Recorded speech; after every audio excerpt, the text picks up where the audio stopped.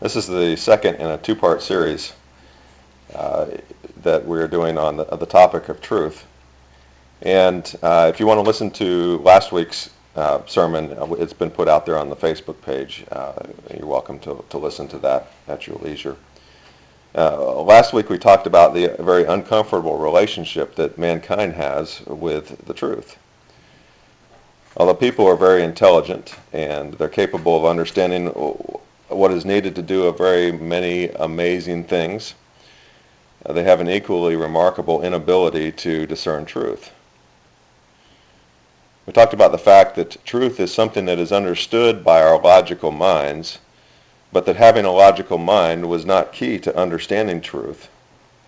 If logical minds were the key to understanding truth, we would be able to reach consensus as a society on things like economics, sexuality, immigration, race relations, healthcare, taxation, ethics, the sanctity of human life, and so many other issues that divide us so deeply.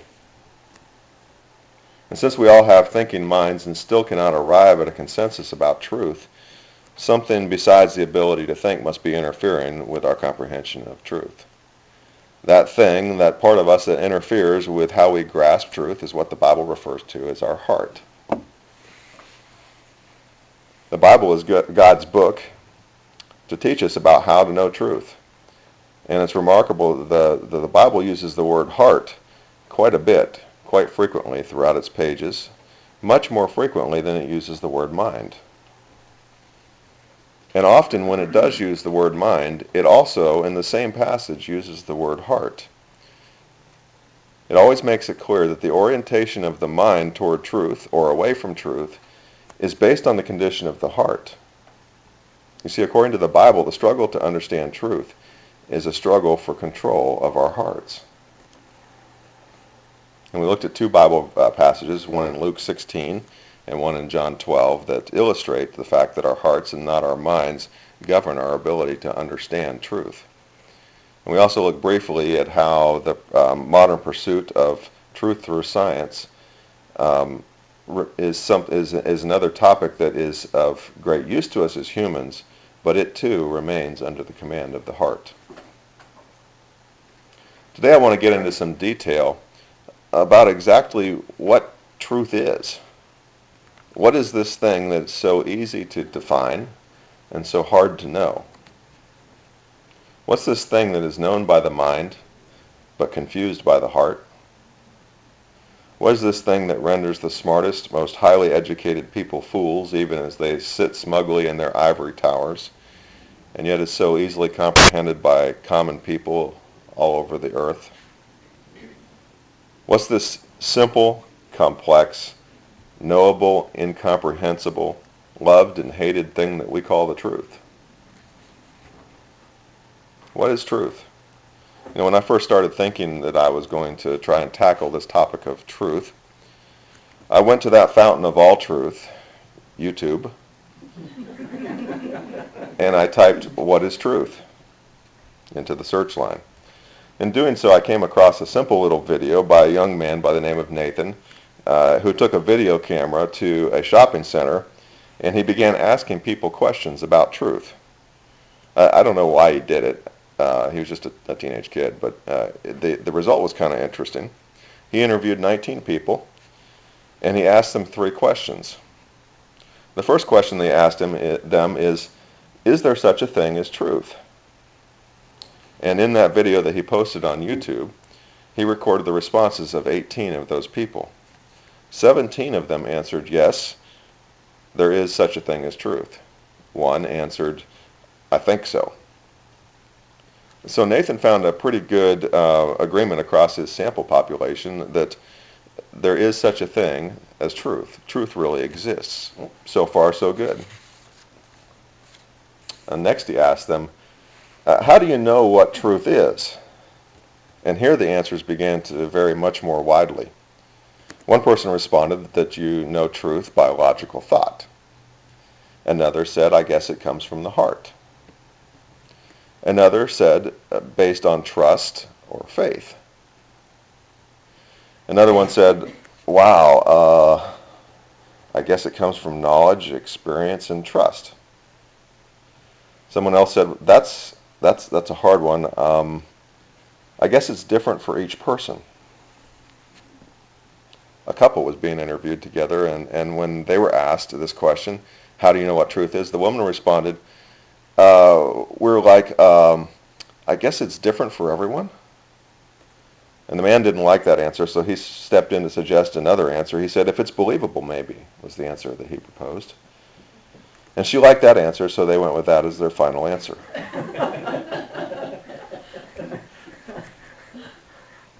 Several people indicated that they know truth by what they see. One of them said, like, obviously, if you see it, like, if I say that your shirt is brown, it's obviously brown, you know. Yeah, what you can see, what you have, like, evidence of.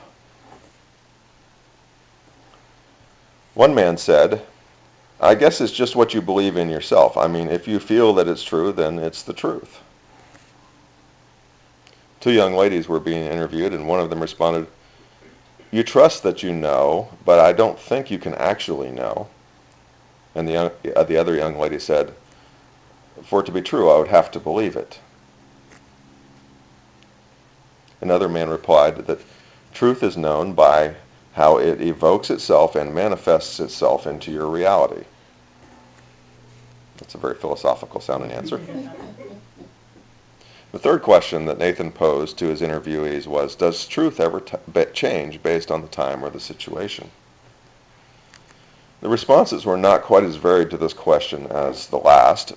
The video records 17 responses to this question, and out of those, 7 responded affirmatively that truth does change.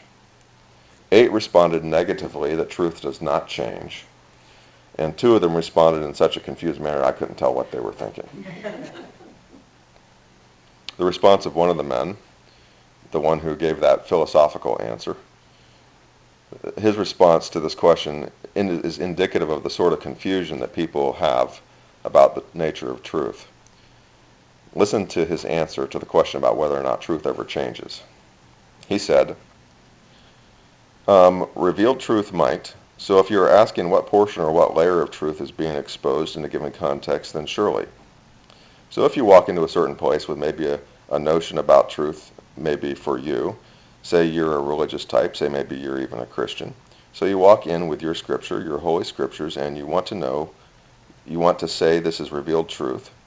If you said that, someone may take that a certain way. But if you say that in Latin America, or maybe somewhere where someone hasn't drank water for 2 days and said, here's some truth, it's going to sound and feel maybe different. But the truth is going to be consistent. It just depends on what layer is being revealed. You got that?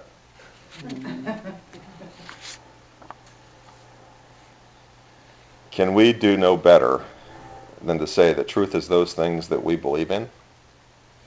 Is there no better measure of truth than our own thoughts?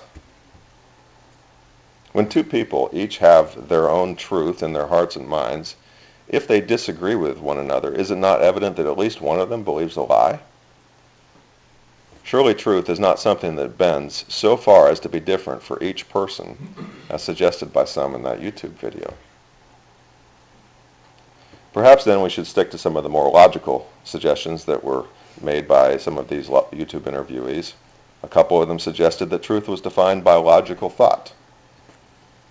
And I agree that logical thought is a good approach to the truth. After all, am I not right now trying to use logical thought to convince you of my understanding of truth? However, if we begin to examine logical thought, we find that it's not an altogether infallible source of truth, because logical thought is always built on other things that we believe to be true, or suspect to be true, or maybe just want to be true. If the foundation is good, then logical thought leads pretty reliably to the truth. But what happens if the foundation for your logical thought is based on lies? For instance, what happens if you believe that mankind is consistently evolving into better and better forms, and that you can hurry the process along by removing unwanted elements from the gene pool? And what if your foundation includes the belief that God hates Jewish people because they killed the Christ? which, by the way, they did not kill the Christ. Your sin killed the Christ. What if you also believe that your leader is the greatest leader of all time? And what if that foundation includes the belief that in a time of war, obeying orders trumps all other moral obligations? If you already believe a pack of lies like those, will logical thought lead you to the truth? The perpetrators of the Holocaust were smart, logical thinkers who believed themselves to be masters of the truth. Were they? But according to some in the YouTube video, who are we to judge men like Himmler and Hess, Eichmann and Mengele? They were just living out their own truth. Come on, we're smart enough to build the space shuttle, the Golden Gate Bridge, the Eiffel Tower. Surely at some point we must be qualified to say some things are true and some things are false. Is this mic giving us trouble?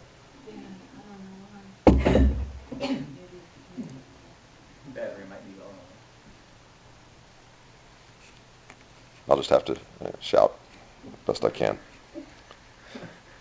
Well, I'm here in the front row. I can hear you. Everybody move up beside Dave.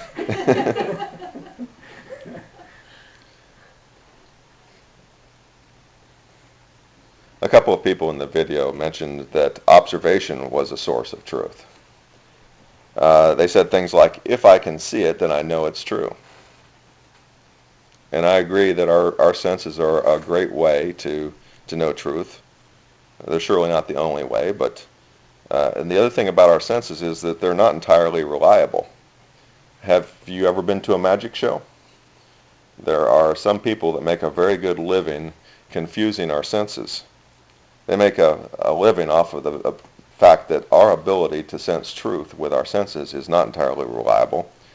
And in fact, with the internet, photo and video editing software, computer-generated images, modern public relations firms, and an attorney on every street corner, there are more things capable of confusing your senses today than ever in history before. A closely related source of truth that's often mentioned is the scientific method, and we mentioned this a little bit last week. Science has given us so many wonderful things that people tend to live in awe of it. We revere science as the source of all human knowledge. And I agree that science is a great source of knowledge. But let me tell you this, if you ever hear someone say that they only believe in things that are scientifically provable, you're listening to someone that knows very little about science and even less about truth. It sounds so educated to say, I'm a man of science, and you will actually hear people claim that science is their only source of truth. But science has a very specific methodology, and anything that falls outside of that specific methodology is not science at all. Scientific inquiry requires the ability to experiment on the subject matter being studied. If you cannot experiment, you don't have science. To scientifically study something, you must develop a theory about that thing that you are studying. And then you must conduct experiments, controlled experiments designed to prove or disprove your theory. Theories that are supported by multiple experiments eventually take their place as scientific fact. Theories that are not supported by those experiments are altered or perhaps discarded. As I shared last week, I was born in Grand Prairie, Texas. That's absolutely true. I really was born in Grand Prairie, Texas. However, somebody that does not know any fact that is not provable by science can never know for sure that I was born in Grand Prairie, Texas, because my birth is not a situation that can be reproduced for scientific study. And this illustrates why someone determined never to know anything except that which is proven by science is destined to know pathetically little in life. This kind of naturally brings us to something else that is sometimes suggested as a source of truth. And that way is faith. And I'll bet you that if I were delivering this particular sermon to a secular audience, there would be people in the audience who would at this point be thinking that I'm going to tell them that faith is the best way to know truth. That's because atheists have done a pretty good job of painting the quest for truth into two camps. Those who rely upon reason, which they will tell you are atheists, and those who rely on faith, which they will tell you are Christians. But that's a straw man argument. I don't know of any intelligent, reasonably educated Christian who would argue that faith is the way to truth. Faith is no good at all unless it's well placed. If I place my faith in a religion that says that I have to boil myself up on a city bus or in a crowded restaurant, did faith lead me to the truth? Faith is a silly thing and often a dangerous thing to rely upon in the search for truth. Instead, truth should lead us to faith, not the other way around. You know, since it's so difficult to find a reliable source of truth, most people take what could be called a salad bar approach to truth. When you go to a salad bar, you start at the beginning with an empty plate, and you work your way to the end, and you pile onto your plate anything that looks good to you and that seems like it goes well with the other things that you've previously selected. And two people who pass through the salad bar at the same time will each come away with salads. But the actual makeup of those salads will be very, very different from one person to the next. They will each have their own salads. Well, if you substitute the word truth for the word salad, you have a pretty good description of how people come to their understanding of truth. They start out at birth with an empty plate. And as they move through life, they find ideas that sound good to them, and they load those ideas onto their truth plate. Maybe they see a movie about life after death, and they like the way that movie's concepts of life after death look on the silver screen. And so they deposit some of that movie's ideas onto their truth plate. Perhaps they see a documentary about UFOs, and it intrigues them. So they scoot the other things around on their truth plate, and they make room in their minds for little green men in Roswell, New Mexico. Of course, anything they choose will have to fit well with the other things that they've already put on their truth plate. And two people who pass through life in this way will each come away with very different ideas about truth. They will each have their own truth, but let's be frank, that emperor has no clothes. The worldviews that they compile in that way perhaps will contain some truth, but they sound good to the heart, but they are lies that lead to hell. Let me tell you about a very famous Jewish philosopher by the name of Philo. I'm not an expert on Philo, but I've researched his life enough to tell you a few interesting things about him.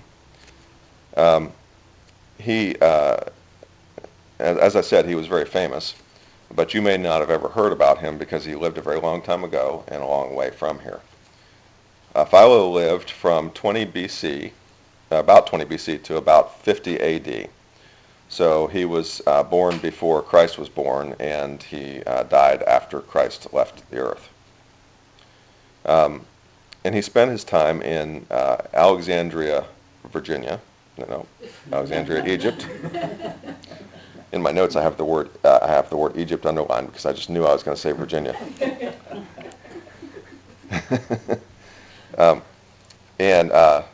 Which is a city on the Mediterranean coast.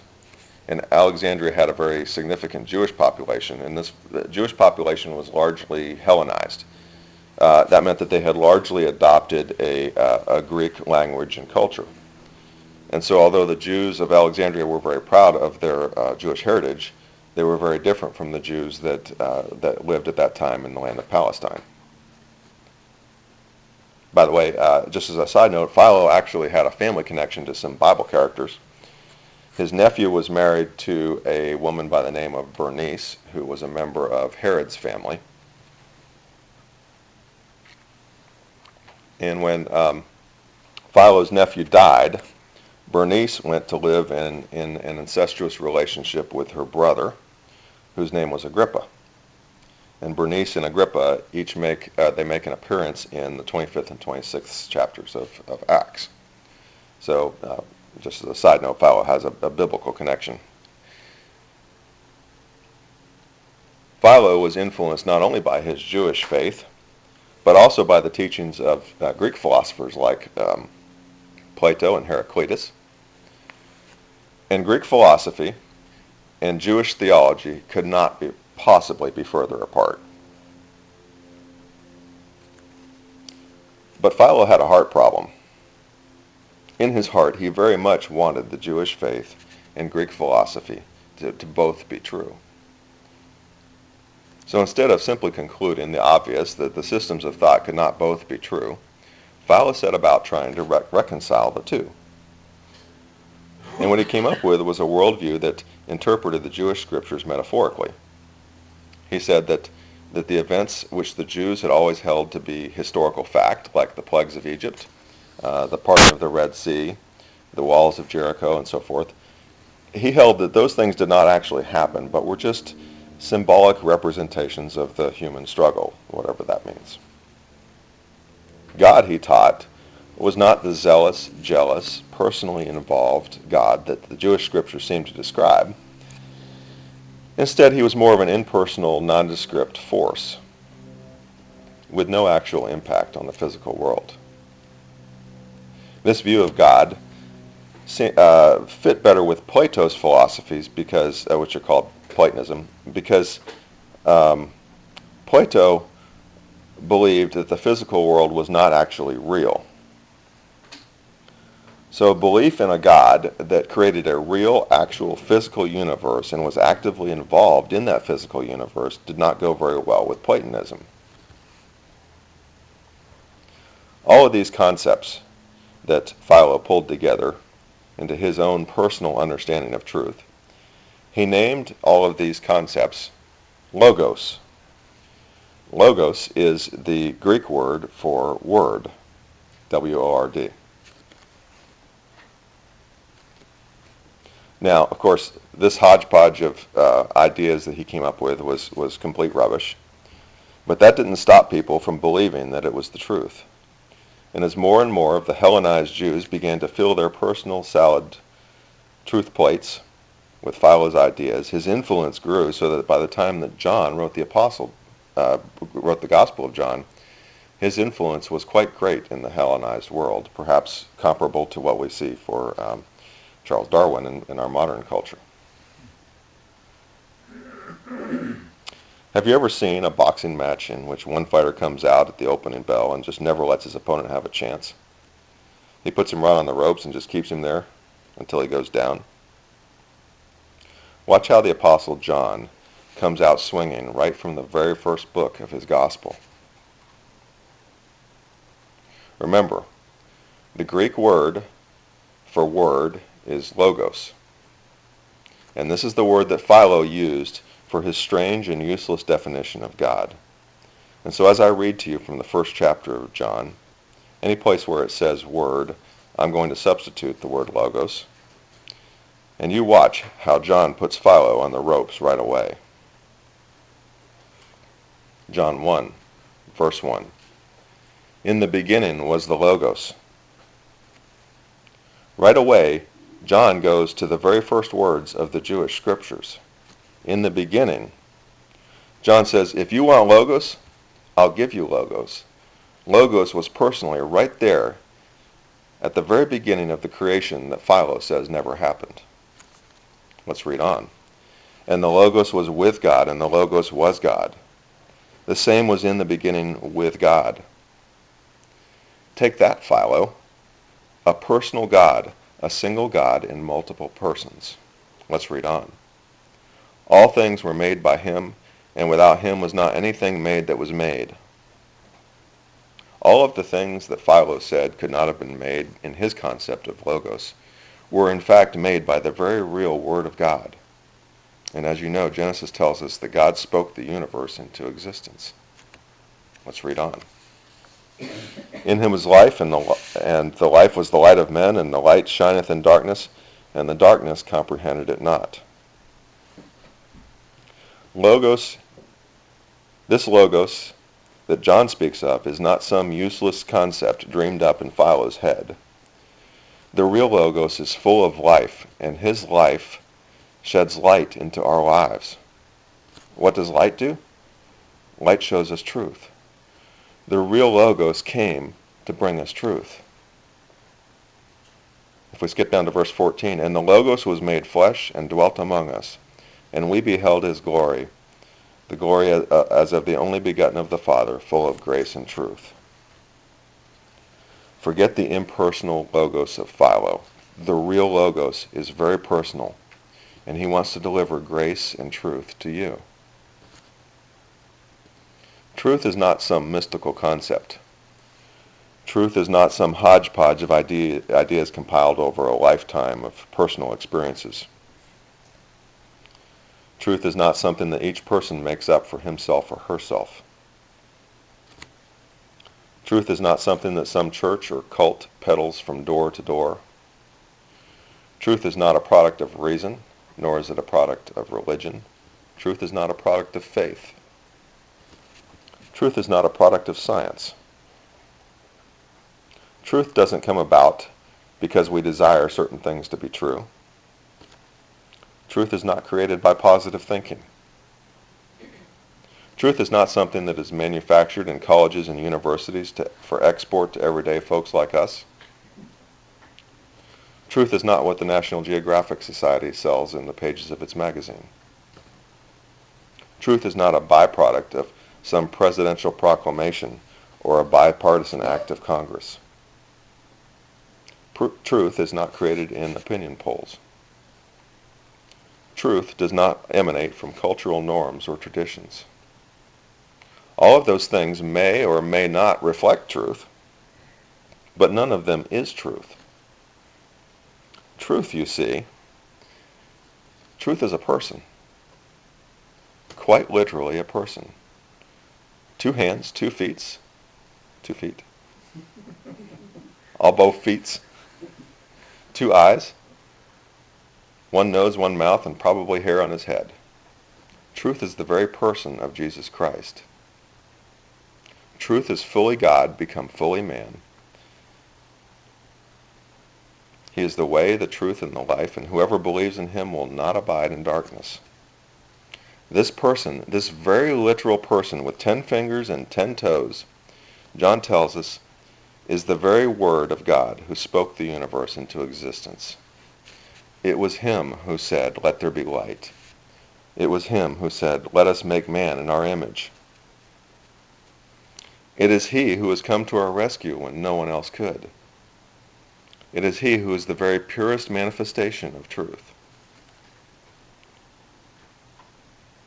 He is all of these things because he is our creator. As Colossians 1:16 says, "For by him all things were created, in heaven and on earth, visible and invisible, whether thrones or dominions or rulers or authorities. All things were created through him and for him." Among the very several definitions of truth found in Webster's dictionary, we find that truth is the property of being in accord with fact or reality. Webster's also defines truth as fidelity to an original or a standard. What could be more in keeping with fact or reality than the very Word of God? What could have greater fidelity to an original or to a standard than he who created all things?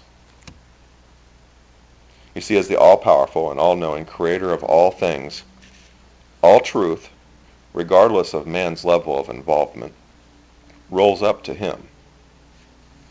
So whether the truth that you seek is something small, like where you left your car keys, or something medium, like whether or not Congress should approve a tax cut, or something major, like how the broken relationship between God and man can be restored, Jesus is the source of that truth. Now, it's easy for us to see him as a source of truth for the big issues, because by his Holy Spirit he has revealed such truths to us in his Bible. But what about your missing car keys? Even in small issues like that, we find that he is the source of all truth. He created a world in which it is possible for certain materials to combust.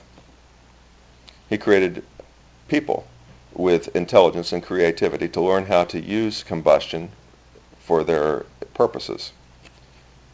He created humans with the ability to use language and to record that language in written form so that one generation of people might pass to the next generation of people the lessons learned about things like combustion, until that cumulative knowledge had gained enough content that they were able to melt iron that he created and mix it with carbon and other things that he created and cast it into engine blocks.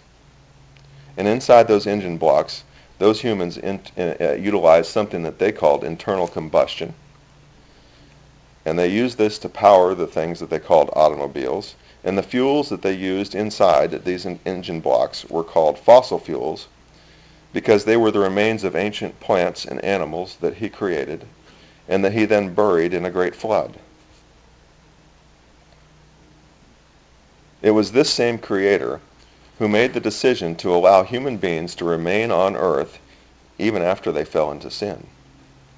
And it is because of this sin nature that our creator allowed, it is because of that sin nature that our creator has allowed to persist that humans need protection one from another. And out of the intelligence and creativity that our creator has given us, humans therefore have invented something called car keys. And those car keys provide us with a level of protection from other sinful people. And this same creator has allowed certain limitations to our cognitive abilities. And one of those limitations is that we do not always remember or have access to everything that has happened in our past. As a result, each of you at some point has lost your car keys in the past, correct? And more likely than not, each of you is going to lose your car keys at some point in the future. And when you next lose your car keys, remember that your creator is all-knowing, and he knows exactly where you left them. And you can ask him where they are, and he probably won't tell you. Although he certainly could tell you if he so chooses. But why wouldn't he tell you? Well, you remember that illustration that Dave gave a few weeks ago in which he dragged a long rope out of this room, and then when he had dragged the rope all the way to the end, he came back in here and he showed us the first 2 inches of that rope. And he had some black tape around those first 2 inches. He said, these 2 inches represent your life from cradle to grave. The rest of the rope represents eternity that lies ahead of you. During the time that each of us lives between cradle and grave, our Creator has allowed us to live in a world where bad things happen, where hard things happen, a world in which annoying things happen. And he has chosen not to intervene in all things, but to allow us to experience some of these things because they accomplish good in us. So even those little frustrations like not being able to find your car keys when you're already running late for work, those things are a part of what your Creator wants you to experience in preparation for the eternity that he has planned for you. As Paul wrote in Romans 8, our present sufferings are not comparable to the glory that will be revealed in us. And in Romans 5, we also exult in our tribulations, knowing that tribulation brings about perseverance, and perseverance proven character, and proven character hope. Jesus, in his role as our Creator, is the ultimate personification of truth. And while he may not choose to reveal all truth to each of us, we can be thankful that in the pages of the Bible, he has chosen to reveal the big truths to us.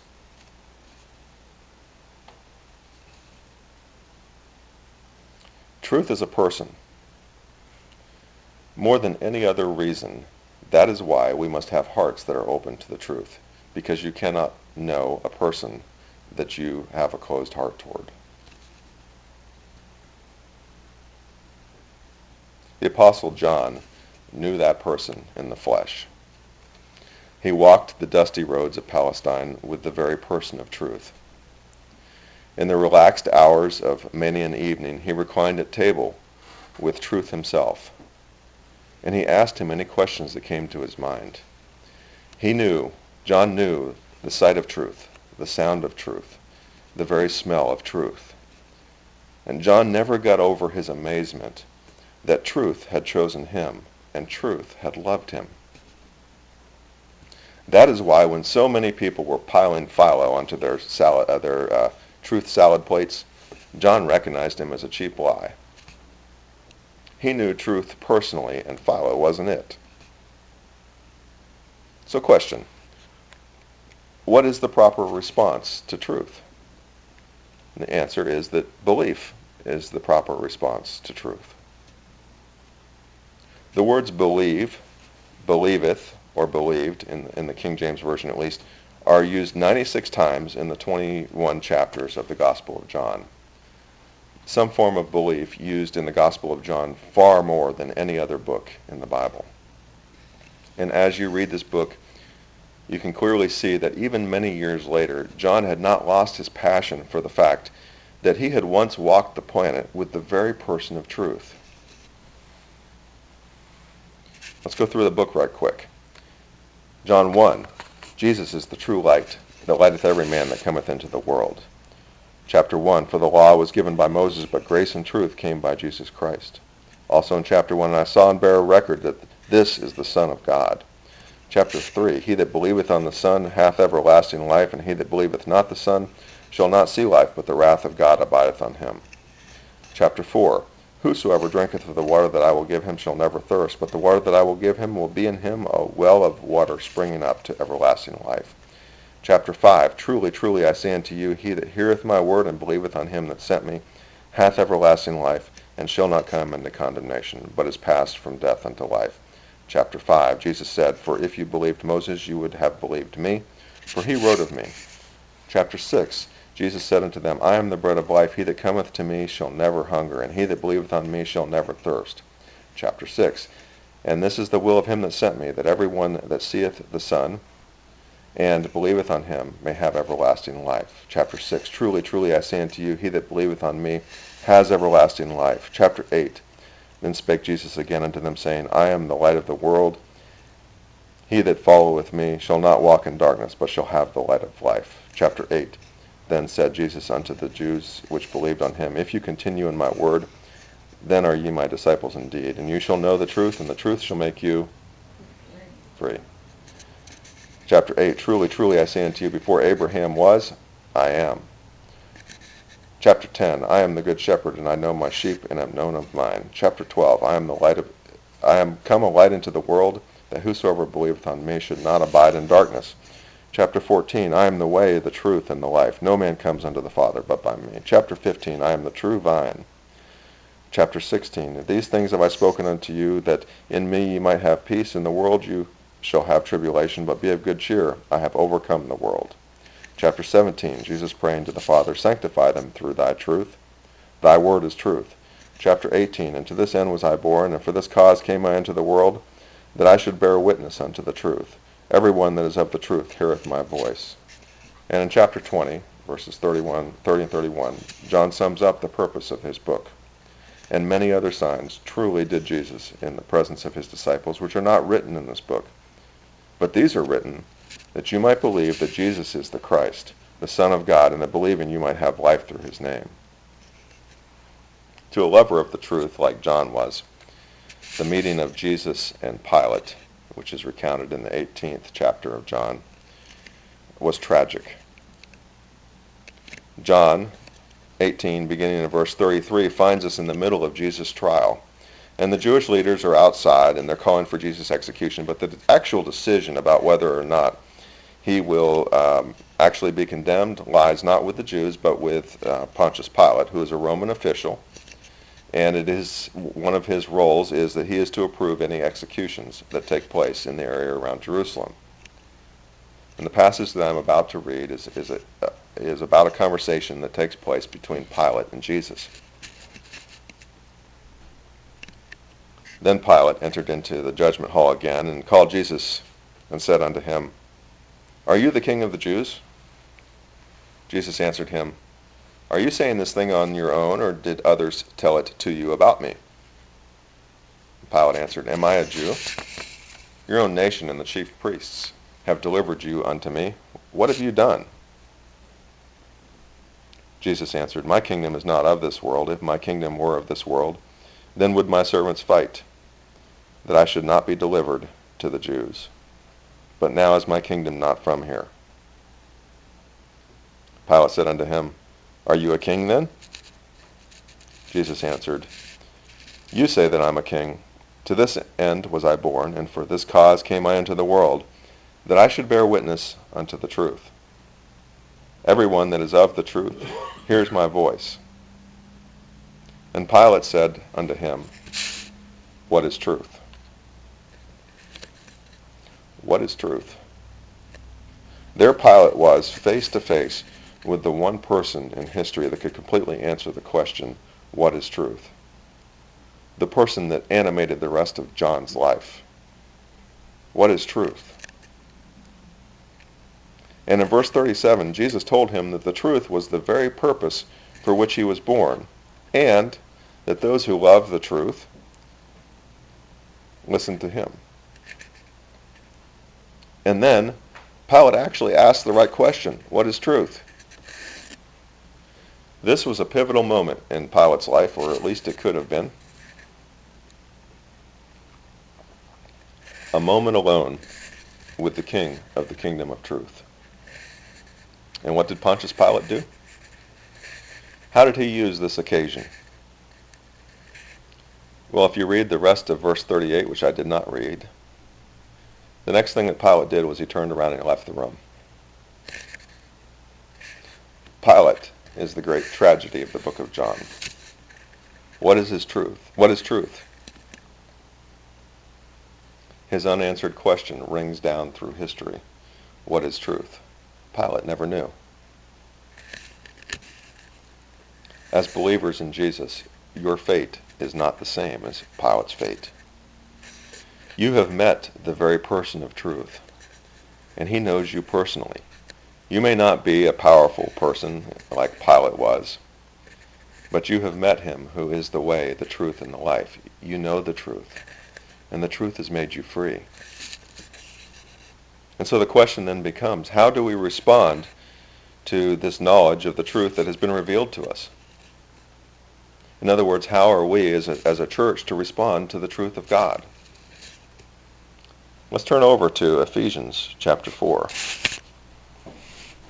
I'm going to throw it on the screen. You can look at the screen if you want, prefer.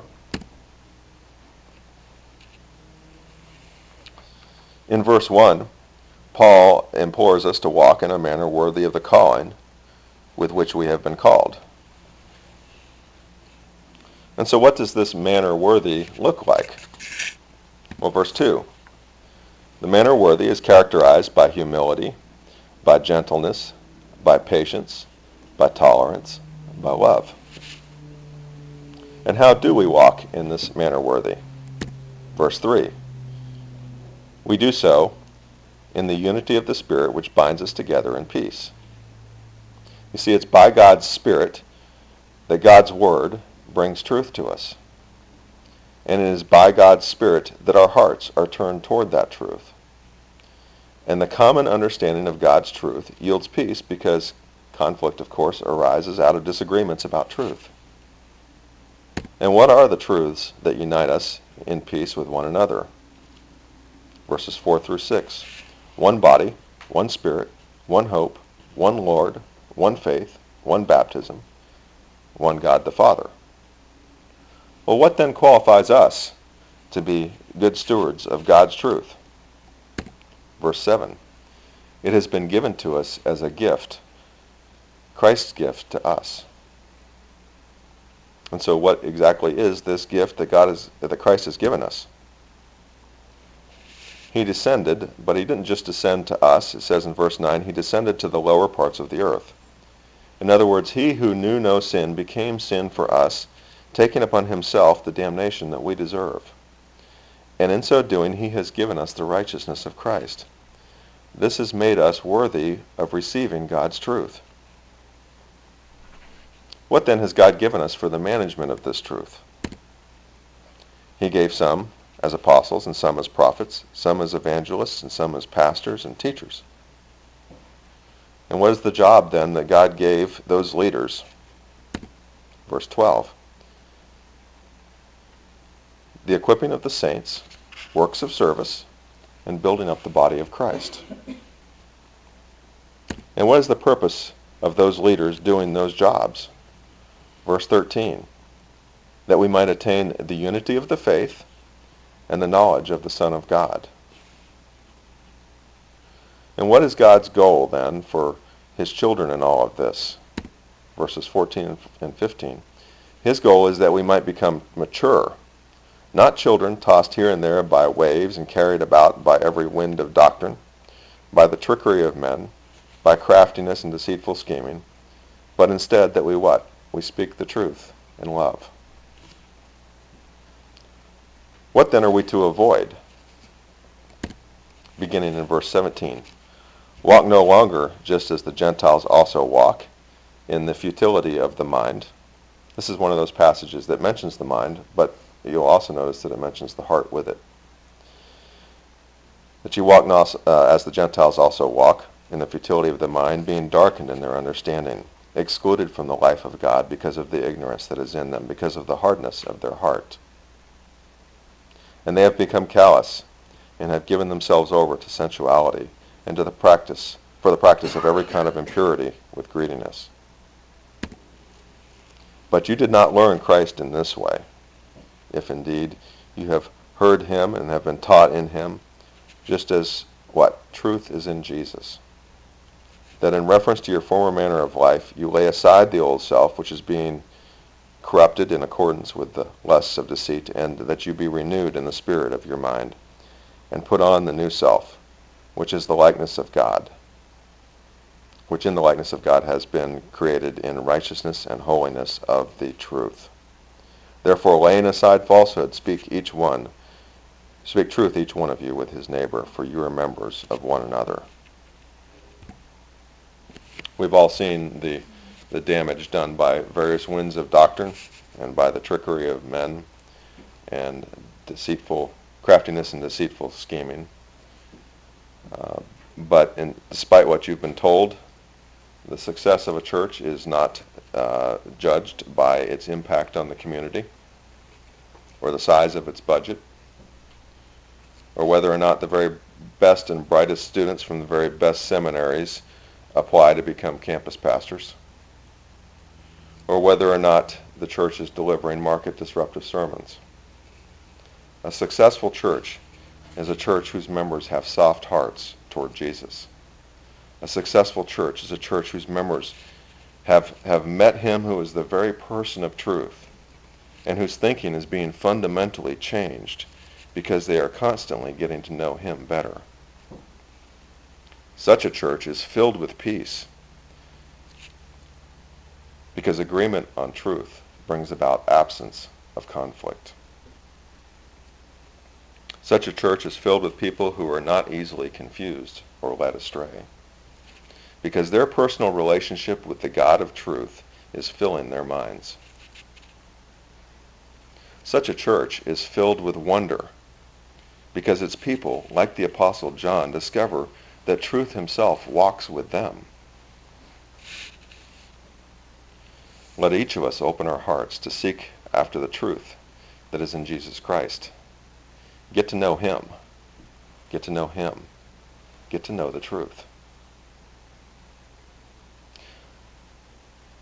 Barbara, if you could come up and help us lead us. I wanted to save the third song that we're going to sing this morning for after this service. And that song is I Know Whom I Have Believed.